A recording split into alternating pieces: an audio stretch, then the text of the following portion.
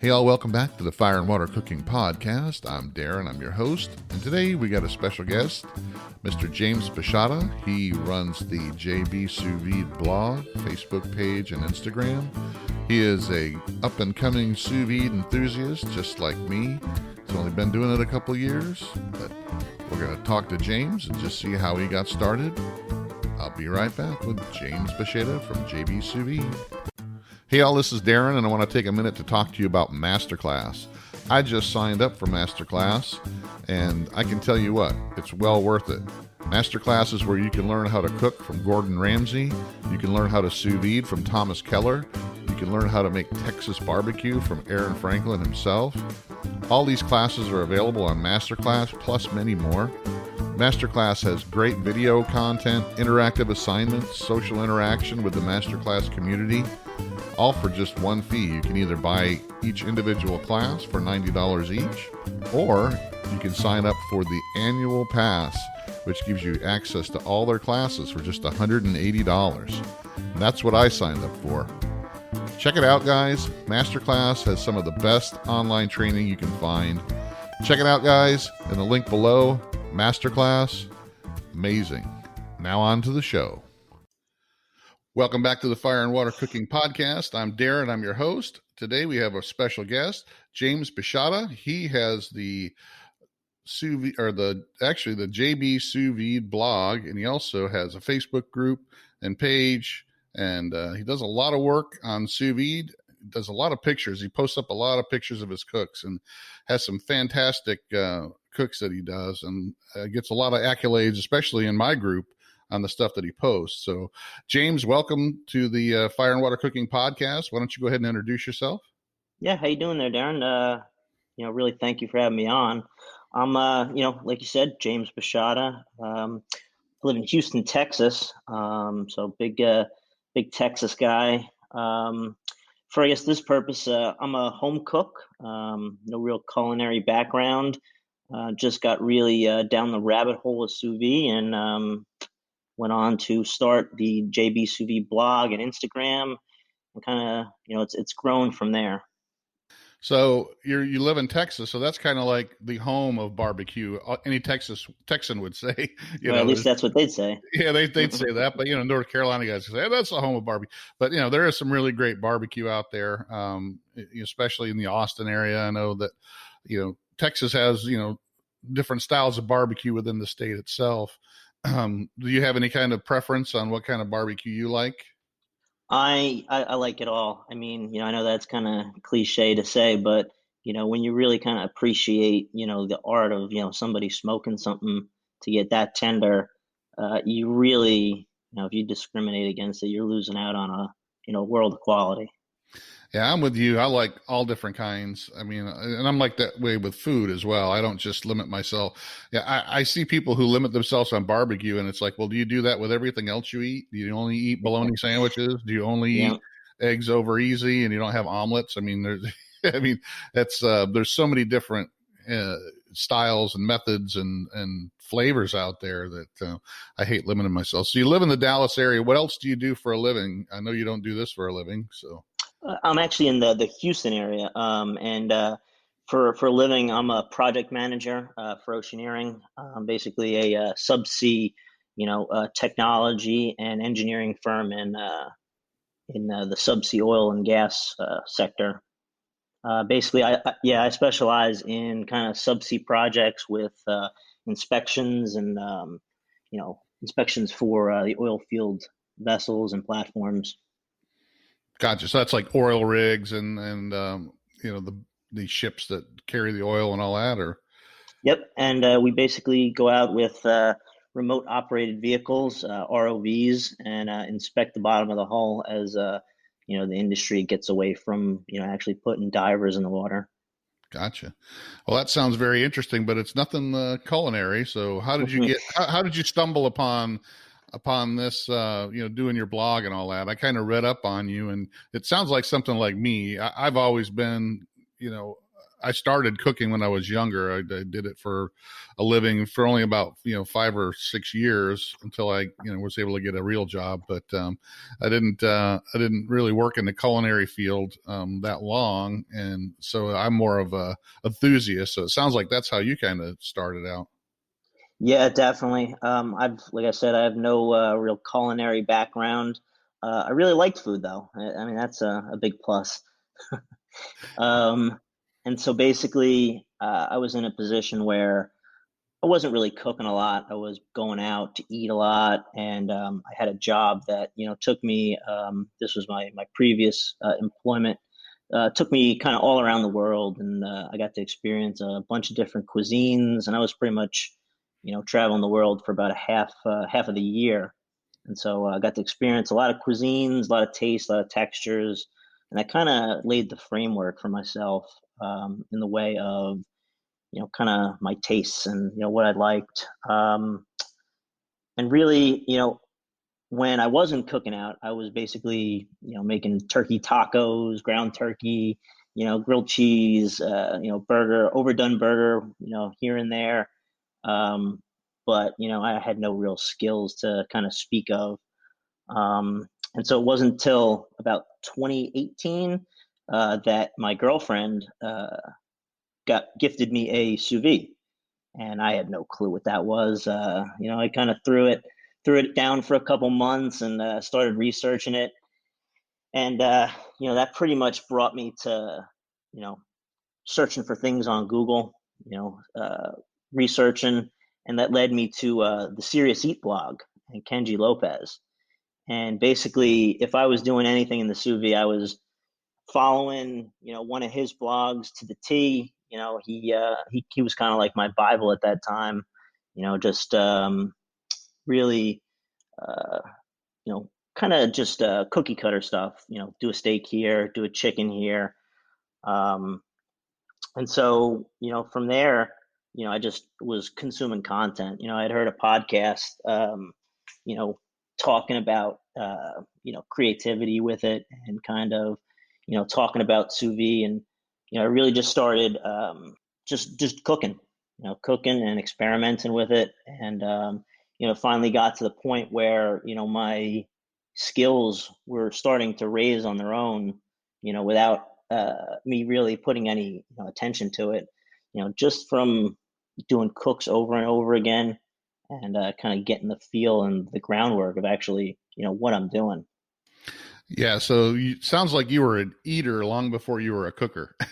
Yeah, exactly. It's kind of like what my son is, my 18-year-old son. He loves to eat, and he's got a very expensive palate. He likes to go to the fancy restaurants. He likes to try different foods, but he can't cook. He won't even try to cook.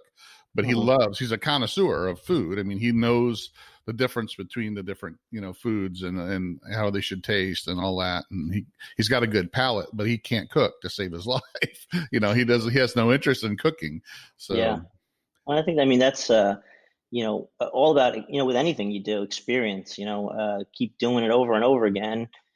Find out what doesn't work. And I found out pretty quick that it's tough to mess up anything in the sous vide. I had to really try to mess it up if I wanted to. right. And I think another thing that you were talking about, you did a lot of research before you started trying it, and that's always a good thing. If you're, unfortunately, a lot of people just try to do stuff and they try to use what they think they should do instead of actually following what somebody tells them to do. I mean, Yeah. I get that all the time in the Facebook group. Somebody will come in, well, somebody gave me this, sous vide thing, and I threw threw it in and threw the steaks in, and I had them in there for an hour, and they came out chewy. But they Hmm. didn't follow the guidelines. They didn't, do any research beforehand. They just kind of like thought they could just wing it. And Yeah. cooking is not something you can wing. I mean, you really got to understand how seasonings work. You got to understand how to sear. You got to understand the different cooking methods to some extent. I mean, you don't have to go to culinary school to be able to cook, for sure. I mean, I never went to culinary school either, but you do have to do some research and do trial and error, especially in cooking, because it all boils down to your own personal tastes. Oh yeah. That's one of the things I tell people all the time is, somebody will come in, well, what's the best way to do this? Well, the best way to do it's however it's going to be good for you, and not, I might tell you the best way for me, I mean, you might not like it, but here's some, things to try. And then if it doesn't work, then especially with sous vide, there's a range of temperatures and times that you can use that it's so much more different than any other cooking method, like, with smoking. If you're smoking a brisket, you have to get it up to 200 degrees internal temperature, at least for it to be tender. You can do something totally different in sous vide with the times and temps. So, but you got to have that passion. And I think you can tell by some of the stuff that you're cooking and posting up that you caught that, even though it's only been a couple of years, you caught that bug and you really threw yourself into it, and you can really tell. Yeah, definitely. I mean, I went from, maybe cooking one or two times a week. I'd make a batch of overcooked chicken breast when I was not in the sous vide, and now I'm up to where I have a plan every night, and I'm cooking every night, even getting home from work with the sous vide. It's usually here ready for me. Mhm. Do all the prep in front. So you didn't do much cooking before that, though? The sous vide kind of got you involved in the cooking, because you said you were just making like grilled cheese and overcooking, hamburgers and stuff like that before. Yeah, no, I wasn't really cooking it at all. I really didn't know how to cut an onion, or I would just basically kind of wing it. I didn't know what I was doing. And so the sous vide really kind of got me interested in it. And Yeah. then from there, it really just kind of raised all my other skills, because you're researching how to prep food with it, how to prep a side, what you're doing, to make potatoes, and anything you want to cook with the sous vide. So it really just kind of raised my level of proficiency. Yeah, it's like a spark that kind of ignited a fire. So instead of just learning how to cook sous vide, it looks like it got you that whole interest in how to cook, period. Yeah. So and I mean, look, I could tell, like I said, just from the stuff that you post up, I mean, I'm not a big plater. I don't like to, make pretty plates. I like to make delicious Yeah. food. And, I don't, begrudge people Uh-huh. that do, but that's just not me. I mean, there's people that love to make pretty plates, and you make some pretty plates. And, but I'm not one that does that. So, but, Yeah. Well, funny enough, I mean, I wasn't either. My first, a little bit doing sous vide, stuff rarely made it off the cutting board. I was sitting there, standing up, eating it off the cutting board, and I rarely, kind of sat down to, actually plate anything. It wasn't until, I really started to, get involved and get down the rabbit hole with cooking, that I was making things to complement, the meat or the protein that I was cooking, and that's how I really got into, actually plating things. yeah. So, let's talk about your favorite thing to cook, since you've only been cooking a couple of years, except for Hmm. microwaving soup or something.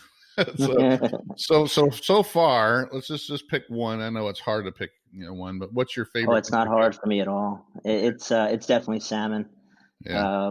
I'm a big salmon fan, and I think the sous vide does wonders for it. I'm continually amazed, at how it does with it. And really, a lot of people go to, well, it cooks great steak. Yeah. Well, with salmon, it's perfect every time. And I'd say probably my second favorite would be pork chops, which was night and day for me. When I was traveling on ships, I would just get overcooked pork chops, because they would do them batch style, and just overcook them, and you think, hey, I guess that's how a pork chop's supposed to taste. And you get a really thick sous vide pork chop, and it's night and day. Yeah. I mean, I really can't stand it when people say stuff like, it's really good for steak, because that really tells me right away that they've never used it for anything else. Hmm. And they haven't really looked at sous vide as a whole cooking method. They look at it as a device like a George Foreman grill or an Instapot. Whereas, one of the things that really intrigued me about it, because I was big into barbecue for years, and like I said, I cooked, professionally for a while. I haven't in a while, but I always cook. I cook our meals for home. I cook, big events when we go places. I have people over all the time, and I do all the cooking. My wife doesn't like to cook, so I've had some background in general cooking and barbecue. But what intrigued me with sous vide is that some of the things that it does, you can't do any other way.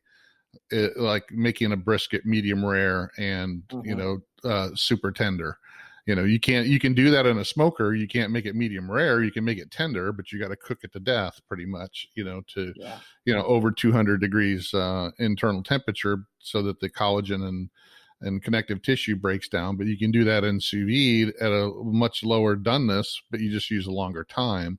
And that's what really intrigued me about it, and what made me understand that it's an overall cooking method. It's the, precision temperature that, it's not going to overcook. It's not going to overshoot. You're not trying to stop a runaway train and jump on it. You are actually, the train comes to a stop and you get off, and then you're right there. Meathead Goldwyn kind of made that analogy on the podcast that we did, is that, with sous vide, you're at the perfect temperature and you're just staying there for a long time.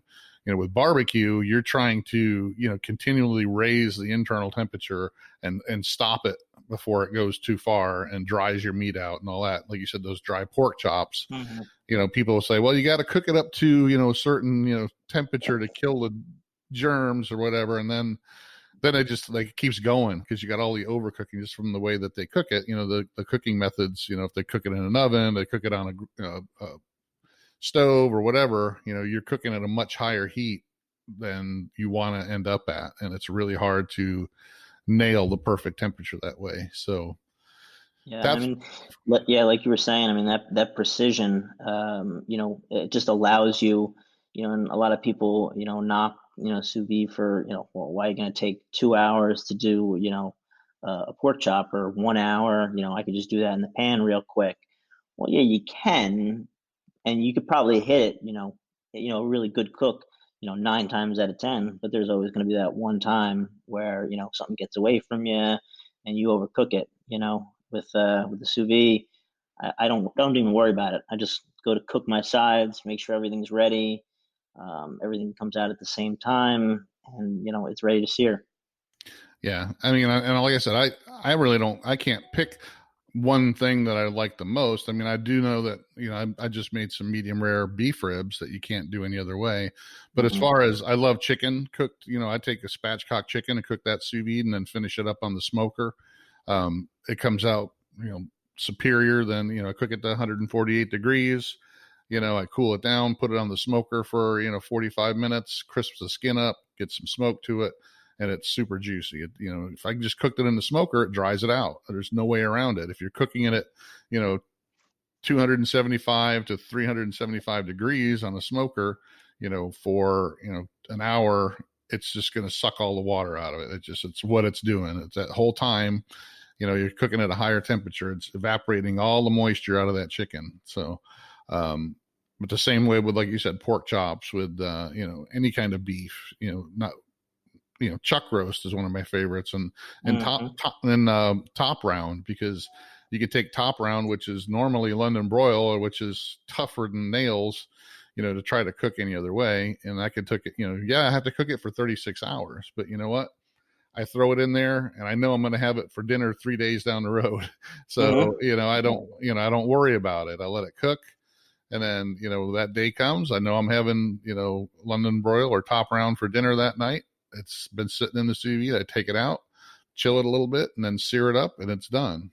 So it takes a little bit more planning, but it's a little crazy that people will look at it and just go, "Oh, I don't believe you cook something for." It's like, you're not standing there watching it the whole time, And that's what some of the barbecue guys do, is like, they think, because they stand there with briskets, that cook for 12 hours and go, they got to keep checking the smoker, making sure it's the right temperature, and I'm not running out of fuel, and make sure the water pan's got water in it, making sure it's not overcooking. Make sure, it's not past the stall so I can wrap it. You don't have to do any of that stuff when you're cooking sous vide. You just turn it on and walk away until it's ready to be cooked or to be Yeah. finished. So, Yeah. And I mean, kind of like what you're saying, I've just been started to get into a little bit of barbecue myself. I've, kind of got the proteins, the steak, the chicken down. And I've really been kind of moving on to those bigger cuts, like the beef ribs and, I just did some St. Louis ribs this past weekend. And it's just kind of another thing to research for me. I'm watching these competition guys, how they prepare them, how they, make them look nice for the judge, with, kind of what I'm trying to do with plating. But I'll tell you, using some of the same principles, that they use, because I'm not really smoking on a smoker. I have a just an oven, which is, not, it's, sort of comparable. It's just a, indoor oven. Um, but really trying to get some of those techniques down, that people would use on an outdoor smoker. well, one thing you got to do, make sure you listen to my podcast with Malcolm Reed and Harry Sue, because they're big competition guys. And they'll be the first ones to tell you that they don't cook at home like they do for competitions, because you got to understand the competition cook, he's cooking for one bite. He wants that judge, that one bite the judge is taking to be something that's going to wow him. It's not something you want to sit down and eat a whole plate of. So that's why if you watch some of these shows, like with Johnny Triggs, he's putting all this honey and agave and 5 different kinds of rubs and all kinds of, parquet and whatever they're putting on there. You don't want to eat a whole rack of that. It's literally, it's too rich, too much gunk on it. All they're doing is they're wanting them to take that one bite and go, wow, that's amazing. And that's it. They're not eating any more of that. So yeah, even Malcolm Reed, it's like, and his wife Rochelle were both on my podcast at the same time, and she's like, yeah, we call it eating barbecue and competition barbecue. She says, we won't eat the competition stuff. That all goes in a box up to the judges. And then we cook the real stuff, which is a lot simpler. Is what I'm trying to get at. It's more stuff that I like to cook. And I've never had a desire to be in a competition cook, because it's too much stress. And then I know that my food's good and I don't have to take it to a judge. And literally when I sit there and watch Johnny Trigg do his ribs, it's like that can't really taste good. It might, just that one bite might be okay, but I mean, it's like you can't how can you taste the meat? I mean, literally, with all the stuff that some of these guys put on there. But it's definitely a different way of cooking for sure. It's always fun to learn from those guys, because they're the first ones to tell you, yeah, we don't, what you see us doing for competition is not what we do at home. It's not what we cook for our friends, and they'll tell you that right up front. So. Yeah. Oh yeah. I mean, just, I get a lot out of, kind of just watching, and consuming content, just if you pick up one thing, it helps you out, and it could be totally unrelated. To what you're actually looking for. I was watching one where I had a eureka moment on a totally different protein. I could use that technique with this. Yeah. Check out Harry Sue's channel. He does a lot of stuff, and he's, won tons of barbecue competitions, but he also wins other cooking competitions as well. But he's very, very good at what he does. And he's one of those guys that you throw, a pantry full of food at him, like on Chopped. If he was on Chopped, he'd probably win it, because he can take just about anything and make something out of it. And I've seen him do that. If you watch his videos, you'll see him do that. But and he's one that'll tell you too. Some of the stuff that he bakes, it's for competition. It's not what he feeds his family. So, but he'll show you both. And what I learned from him a lot is how to trim stuff, how to like with thighs and stuff like that, how to trim them. Some of the stuff that he does for competition, you're not going to do that for home. He scrapes the fat off the back of the skin and, all this other stuff and trims it just right. You're not going to do that if you just, cooking for your family. You don't take an hour and a half to trim up the chicken thighs before you, even start seasoning them. So, but it's good to see, because you do see, the other creativity that's there. You can always take something from it. So it's definitely something to look at. But All right. Well, let's take a little bit of break here, and then we'll be right back with James from JB Sous Vide. Hey, all, I want to introduce you to a company I just started working with, Fresh Jack's Organic Spices out of Jacksonville, Florida. They're a small, family-run company that's fast-growing.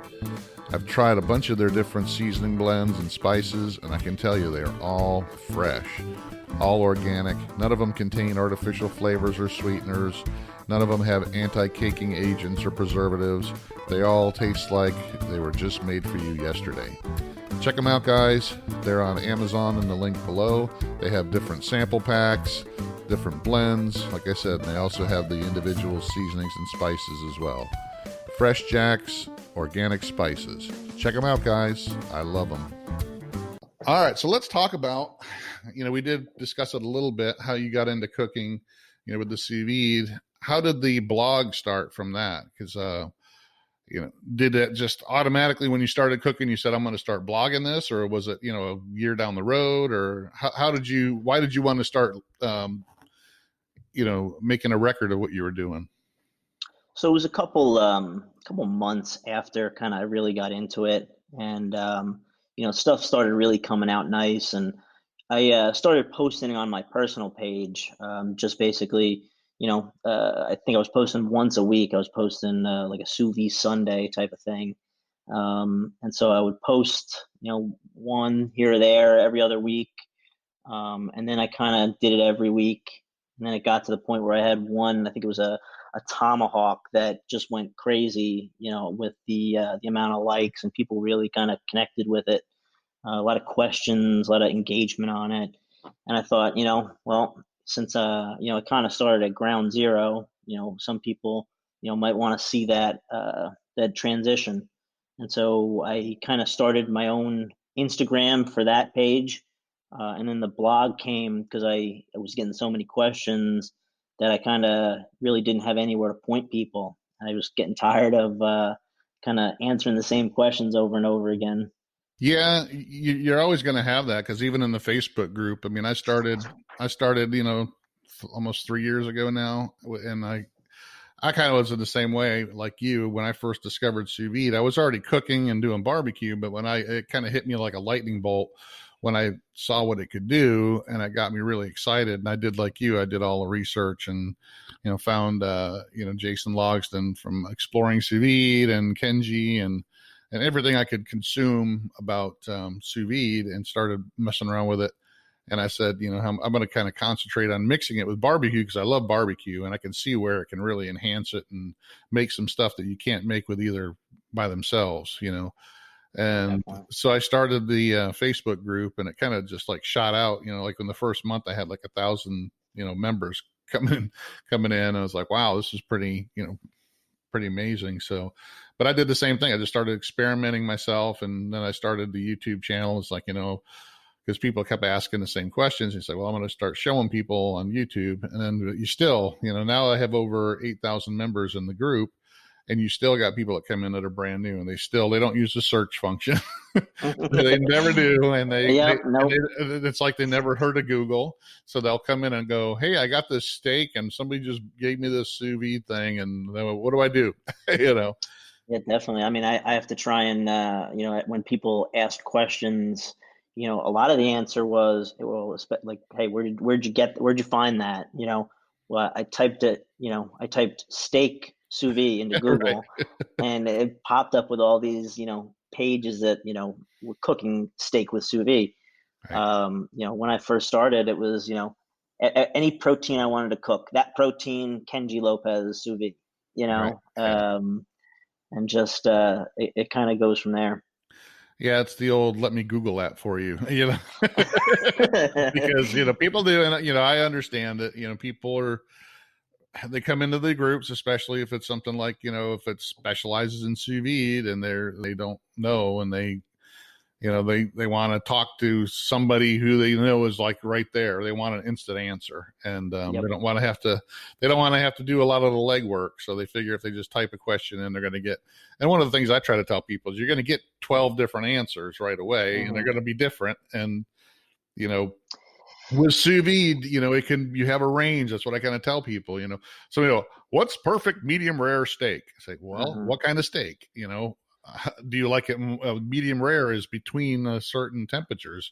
Do you like it more rare or more medium or, right in Well, between or? yeah, and it's tough to explain that, the color that you see isn't, the actual doneness. That's the temperature, and you're getting that, the oxidation and the red, at the different temperatures, and like, oh, this was too rare for me, even at 135, and you have to explain, no, that's medium rare. It's just you're seeing more red because of the way you cooked it, Right. under a Yeah. vacuum. Well, yeah, and people are used to having that, big gray line there on the top and the bottom that they get normally because the pink, warm pink center is what they always tell you when you go to a restaurant. Hmm. Medium rare is the warm pink center, or, that's okay. Well, you don't have that with sous vide. It's warm pink, the whole thing. So, Yep. yeah, so it's a little bit different, and the taste is a lot better. It's a lot juicier, and you got to explain a lot of that stuff to people that are new. But some will get it, some don't. You always got the people that come in that are doubters. It's just I've been cooking steaks forever. I'm 800 years old, and I'm cooking them over an open fire, and and on right on the charcoal itself, and don't even use a grate, and it's the best steak ever. And it's like, okay, I Uh, understand that, but there's many different ways to cook everything, and that's my philosophy. People barbecue chicken, people fry chicken, people, cook chicken in a pan, and it's different. Every one of them is different. There's no best way, that's just different, different cooking methods for all kinds of different proteins. One cooking method doesn't replace another. So, yeah, I mean, I try and tell people it's, don't just take my word for it, actually do it, yeah, do it, find what you like, because, what I like is not what you like. It's not what your husband or your wife like. It's not what your kids like. Everybody's going to be different. exactly. And there's so much of a range on sous vide though, and it does some certain things that you can't do any other way, that it pretty much forces you to experiment. And that's what I tell people. It's not like an Instant Pot where you just, you rice, you hit the button that says rice, you throw the rice in, and then your rice is done. I mean, it doesn't work like that. I mean, there's Hmm. a lot of different variables. And that's why I like, in my group, and you probably know Lloyd Cappuccio. Yep.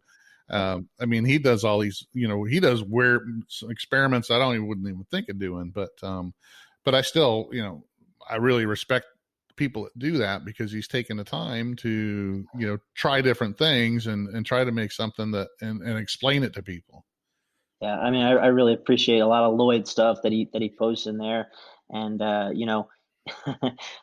love, everybody's like, oh, well, I don't want to read a book. Well, I mean, he did all that legwork, for the person that wants to learn and that wants to kind of understand what they're doing, and especially with that gyro post he just had, Yeah. I was I was floored by the amount of research and time that went into that, and as something that I've been looking up to do as well. That was a huge help. Yeah. And like you said, though, it's like, Thomas Keller wrote a good book on sous vide, but a lot of people look at that and he wrote it from a chef's perspective. It's not for, Joe Blow home cook who cooks once a week in his, weekend, and doesn't barely know how to flip an egg, Hmm. So if somebody that doesn't know a whole lot about cooking reads a book written by Thomas Keller, who's a master chef, 3-star Michelin chef, he's writing it for people on his level, so you Yeah. might not want to try that book out for your beginner course in sous vide. Hmm. He doesn't talk in baby talk to you. Well, yeah, I mean, to that, I mean, I'm floored about, all right, I got a sous vide. The first thing I'm going to do is a prime rib, Right. or the first thing I'm going to do is a 72-hour brisket. A whole It's like, turkey, oh, let's pump the brakes a little bit. Yeah, a exactly. whole turkey, a Yeah. whole turkey. Oh, Yeah, I mean, you get that a lot, especially around Christmas time. Well, I just got this CV. Now I want to make a whole New York strip, for all my family. But some like it well done, some like it medium. It's like, dude, yeah. and I The just grit. started to cook, so I don't know what I'm doing. Yeah, or the people who, you know, I try and dissuade people like when they first get it. I'm gonna, do a whole turkey for Thanksgiving, a 22-pound bird. It's like, oh man, you're cooking for all the people, and you know, You're you not don't really, experienced with it. Yeah. you don't understand yet. Yeah. Yep. Yeah. And people do that. And then they'll fail and then they'll come back and they'll blame whoever they got the information from. People do that to me all the time. It's like, well, you told me to do it this way. And it's like, dude, I was giving you some guidelines, as I didn't say it was going to come out perfect. And I don't know what happened in your kitchen, and, Yeah, I you just know, did the outline. You painted it. exactly. You can't come in with no experience with the cooking method and say, I got a dinner party for 30 people and I need to make everything perfect. It's, Hmm. doesn't work that way. It's like you can't pretend you're a 5-star chef right away, when you get a sous vide machine. Yeah, it doesn't happen overnight. That's a lot of people, ooh and ah sometimes when I post a plan. It's like, well, because I've been practicing. Right. I've done this a couple times, and you're not going to get there, the first day. It'll take some time, take some Right. experimenting. Well, right. It's not a magic wand where, you toss a steak in the water, it comes out and it's perfect. There's still work you got to do to it and you got to know what to do. You got to Yep. make sure you, dry it off so you can get the perfect sear. You got to sear it at the right temperature. You got to, make sure you have some oil in there. You got to, make sure you get the, crust. You don't want to over sear it. So now you pretty much ruined everything you did with the sous vide. I mean, there's other things that are involved in it. Like I said, when people try to treat it like a George Foreman grill or an Instapot, it really, gets me because it's not something simple. It's hard to mess up, like you said, but you can still mess it up if you do the other things wrong. Hmm. Yeah, it's hard for you to overcook something, but you can overcook it to where it turns to mush. It'll still be medium rare, but you could take a filet mignon. If you cook it for 6 hours, it's going to turn to mush. Yep. It'll still be medium rare, but it'll be medium rare mush. But so Well, there, that was yeah, my first chicken. It was just it was terrible. First whole chicken I tried. I got stars in my eyes that I was gonna try a whole chicken, and didn't understand that, well, the white meat and the dark meat are different. And right. and so you learn from stuff like that. You just don't want to learn in front of 30 people. Exactly. Well, and even like with that, if going in that white meat and dark meat cook a little different, you can compromise with your temp, and instead Hmm. of, knowing white meat, cooks better at 144, dark meat at 156. If you do 148 for everything, you can kind of get close on both sides. You're maybe a little overcooked on your white meat, but it's not too bad, and a little underdone on your dark meat. And it's kind of you know, or you can separate the white dark and cook them at different temperatures. So that's Yeah, always an definitely. option. But yeah, you got to know going ahead that they do cook at separate temperatures. And if you want to compromise, that you might not have the perfect product when you're done, but it'll be good. But like you said, you don't want to cook it all at 158 degrees, and now your white meat's just dried out and terrible. Yep. So, but yeah, and those are the little things you got to learn down the road, and know that you got to be open to learning new things, and not just, it's not all quick answers. And just tell me the time and temp. It's those people come in all the time. You can just tell they don't want to. Just tell me the time and temp. I don't want to know the whole process or why or this. Just tell me the time and temp so I can go cook it right now. Yeah, no, I mean, a lot of, there will be failures, when you first start out. There'll be a couple where you're not happy with, the results, Right. but, you try a different way. Well, And if yeah, you, and that's yeah, what I tell people. There's such a range of times and temps that you're going to find what works best for you. All the time up these discussions, with should I smoke first? Should I smoke after? I mean, it's all going to boil down to personal preference, but there hmm are certain reasons why you should do one or the other, and then you got to weigh those reasons, and then you got to try it yourself and then go, okay, well, I prefer to do it this way, and then do it. Don't keep asking people their opinion, because you're going to get, 70 different different opinions. 70 different opinions on everything. It's just crazy, but that's the internet for you. So let me talk Exactly. about, you got the blog going, and you got your Facebook page going and growing.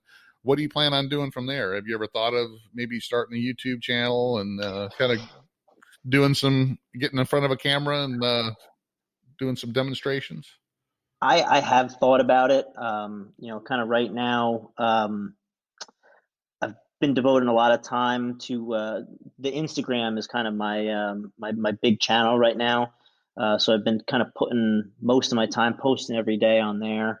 And From there, I kind of want to grow the blog to, kind of optimize some, traffic to the blog, because right now the Instagram's growing a lot faster.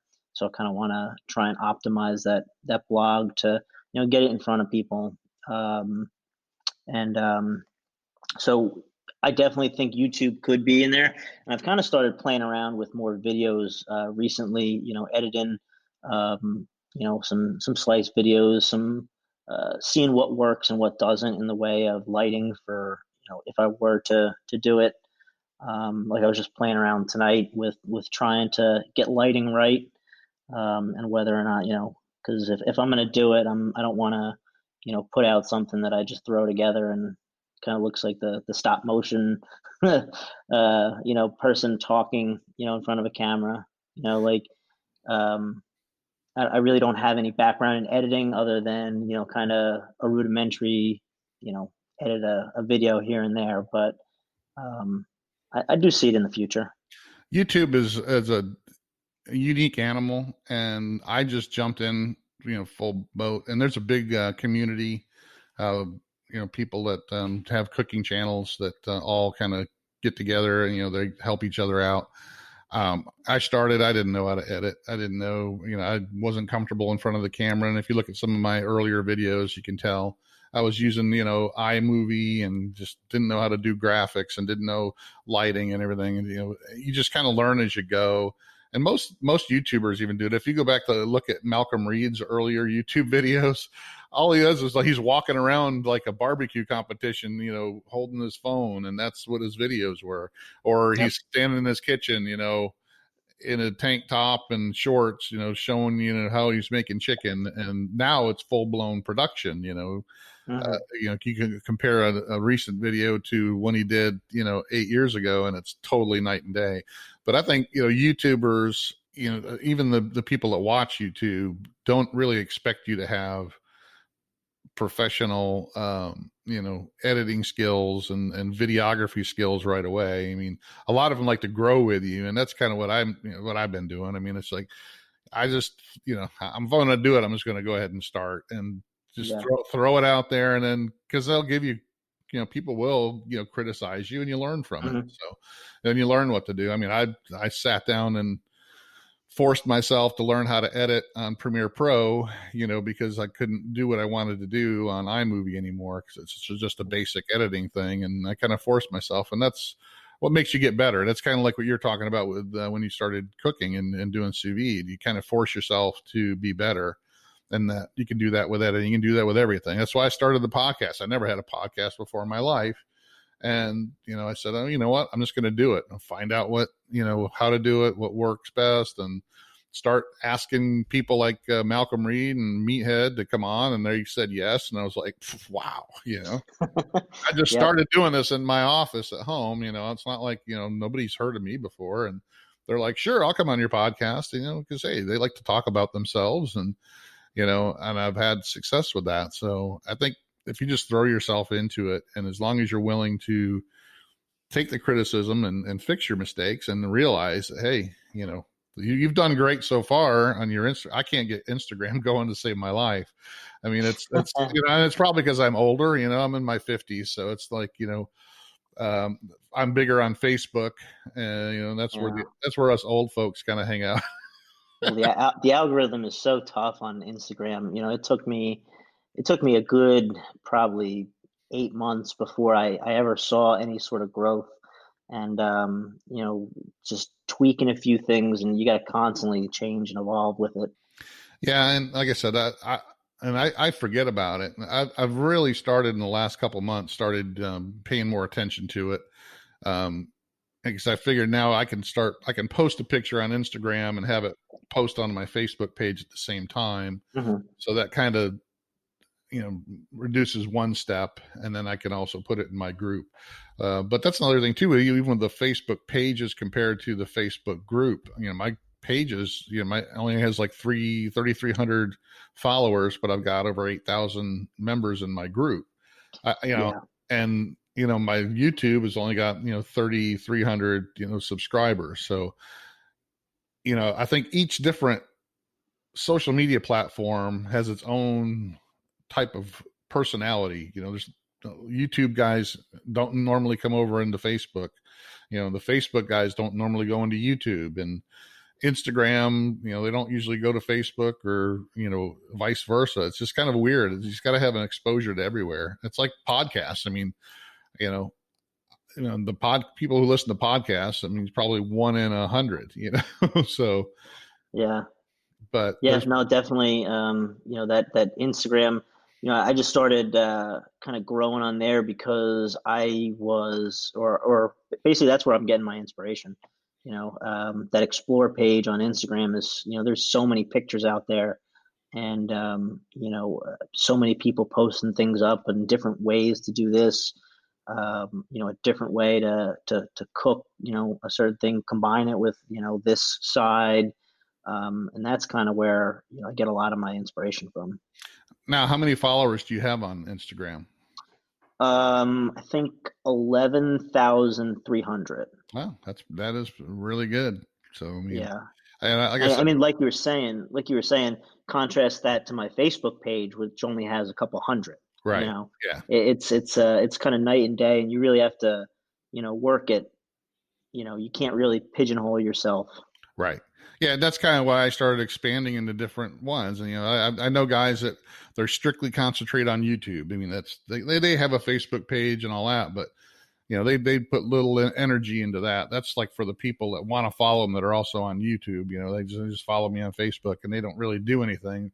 They put all their energy into YouTube, and it does seem to help them grow more. But I find it really hard because I work full time too, like you. So it's like it's hard Yeah, for me it's to tough. put 100% effort into Facebook, 100% effort into YouTube, 100% effort into Instagram, or Twitter. I haven't even tried.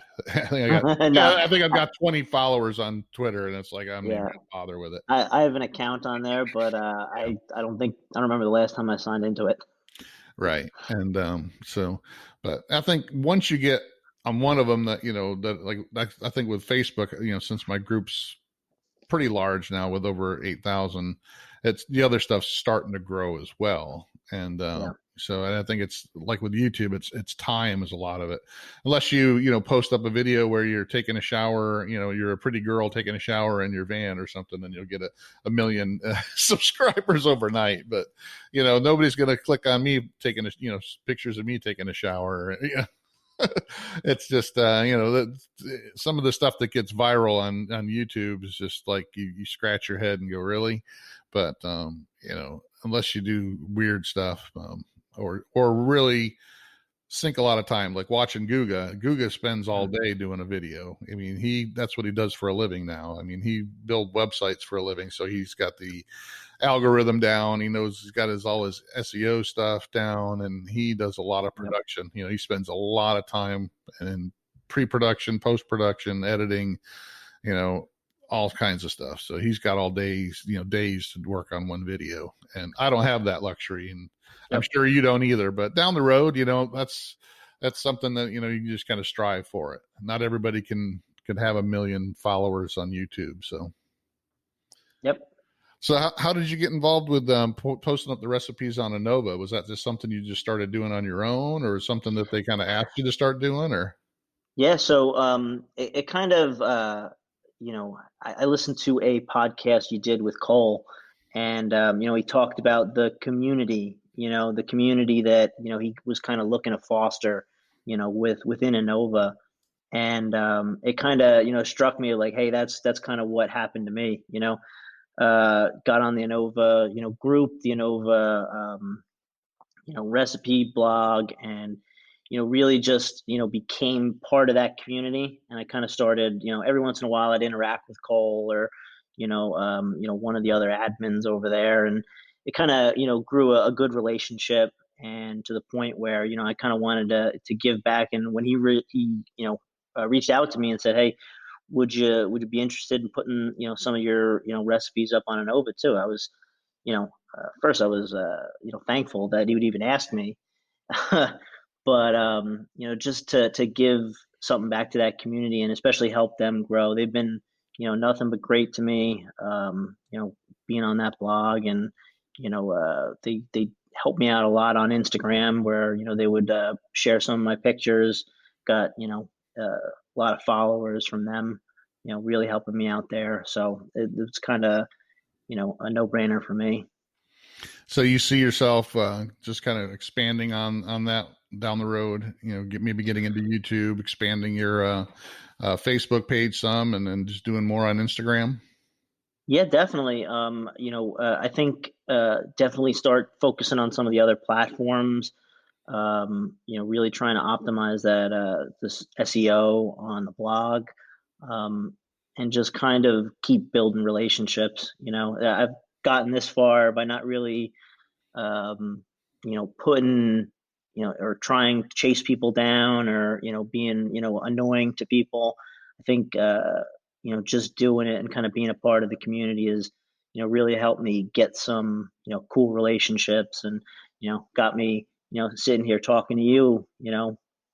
Well, yeah, and it's a lot easier just to take a picture of something that you spend a lot of time on than doing a video. That's one of the things I learned when I started doing YouTube, because Mhm. I could, it take me, and I know this from watching some of the other people that just post up pictures. That they didn't whip it up in a half hour. It took a long time, and they probably did Mhm. through 3 or 4 different plates, of the food to get it to look perfect. And when you are cooking on video, you pretty much got to, I'm usually, when I do my videos, I'm cooking dinner for my family. So it's like, Mhm. when we're done with this, we're eating the dinner. It's not like I'm just doing it just to, cook this plate of food and try to make it as pretty. I'm just cooking it for my dinner. So but it's a lot harder to, you got to think, okay, now I got to show them how to do this, show them how to do this, then showing them Make the sure end, I'm in frame. just showing them the end product of, here's how it turned out. So Yeah, yeah, no, I mean, definitely that's all run through my mind in the way of, the different things you have to remember. I think even in, my attempts at, putting together some videos, I've, looked back and been like, well, I'm standing right in front of the light, so I got a big shadow on the food. yeah, and that's some of the stuff, like I said, that you learn as you go, and then people will Yeah. understand, because then they'll go, "Hey, you cut your head off in that video." It's like, yeah, I know, but I was going to have to reshoot it because we already ate the food. So, Yeah. I mean, I'll do that a lot of times. I'll just, if I messed up something, I don't have time to go check and look at every piece of video that I shot to make sure the shot was good. Sometimes I have a whole piece of video where the audio didn't come out right, and so Yeah. I'll just like do an overdub or something, and just say, hey, the audio didn't come out right. So, but it's fun, people like you and me, we do this for fun. It's something that excites us, and we want to help and teach other people. So, I mean, that's kind of why we do it. We're not doing it to get rich or be famous. I mean, I know I'm not. I love doing this kind of stuff, and I'm hoping that maybe I can make a little bit of money doing it, when I retire, and this would be my fun, extra pocket money, thing that I can, and help spread the joy of cooking, especially with the sous vide and stuff. So, have Yeah, you, definitely. do you think you're going to try out any other different cooking methods? So you said you're going to start doing some barbecue and stuff. Yeah, I mean, if I ever, right now I kind of in an apartment situation, so all of my barbecue is going to be, something where I try and, get it to the person who, may not have a smoker. Like I posted up some pork belly burn ends that I did that came out fantastic, and that was just, done in an oven. And so really trying to get those methods down. And hey, when I do, get a house, or some place where I can, get myself a smoker, you bet I'm going to get one. Yeah, and that there's people that want to watch those videos too, because there's a lot of people that live in urban areas that are in your situation. I know even Jason Logston from Amazing Food Made Easy and Exploring Sous Vide. He lives, in an apartment in Brooklyn, and it's hard for him to smoke stuff, but Yep. he does stuff, like he says, in his, oven and stuff like that too. So, I mean, there's a lot of people that could learn something from that. And, that, hey, take some wood chips and put them in a big pan and put it in your oven. You can get smoke, Yes, I saw that. I just saw that recently. So, I mean, there's, multiple ways. And there's, like I said, there's people that'll watch if they'll watch, some of these other stupid videos on YouTube. Why wouldn't they watch some of the stuff that we do? Right. Exactly. So, all right, great. So it was great having you on, James. I really appreciate it. And I look forward to seeing more pictures from you, especially, when you post them up on the Facebook group. I really look forward to them to see what you're cooking up next. And well, thanks. And just keep in touch. And I'm sure I will see you on there. Anything else you want to talk about before we head it out? Just if people haven't seen, you posted up a video today from Helen Rien, and that really, if people haven't seen that one, they should probably go check that one out because she hit on a lot of good things and it was a great topic for somebody who's just beginning and kind of thinks a lot of this is unattainable. It is attainable. It's just going through some of the things she talks about. Yeah, I really love Helen Rennie. She's great. I started watching her videos about 3 or 4 years ago. I had her on the podcast as well because, she's a very good teacher and she thinks just like I do. I mean, when you have it's not really, creative. It's just being able to put things together and try different things and move stuff around. I mean, and I've always done that, hey, well, if I try, using this instead of that, and maybe move it around and try this, that's all you really got to do. And then all of a sudden you created something, totally, of your own and something totally delicious. So, yep. And you're the only one who knows your tastes. So, but yeah, that was definitely a great video. That's why I posted that one up. But she's really good too for any of the basic, cooking videos that she has, knife skills, all kinds of stuff. I mean, she really has some really good videos on her YouTube channel, and you can listen to her. She's not condescending. She's not Gordon Ramsay. She's not screaming at you, telling you you're an idiot. And she's like watching your mom cook or something. That's what I kind of think. So yeah, no, she's great. But well, thanks for being on. I appreciate it. Make sure you keep following us on the Facebook group as well. Will do. Hey, thank you for having me on, Darren. All righty. I'll see you again. Thanks again for joining us on the Fire and Water Cooking Podcast. Make sure you check out James's blog, JB Sous Vide, and his Facebook and Instagram accounts. Also, check out Fresh Jack's Spices and Seasonings. Also, check out Masterclass in the links below. Thanks for joining us, and I'll see you again in the next Fire and Water Cooking Podcast.